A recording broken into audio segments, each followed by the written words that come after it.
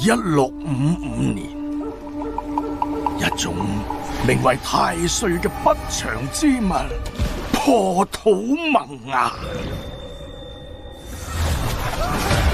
佢吞噬咗所有生靈，形同天災。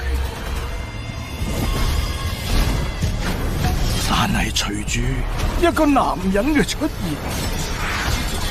一夜之間，太歲離奇消失，萬物新生。只係或者總有一日，佢仲會再臨人世。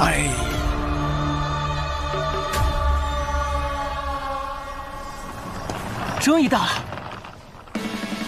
这就是我梦寐以求的学校。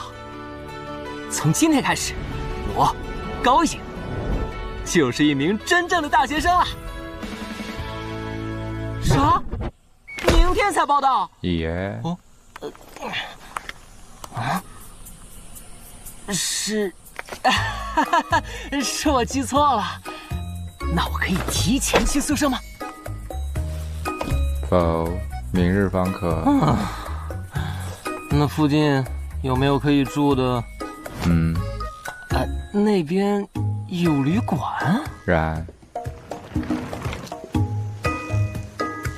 应该就是这里吧。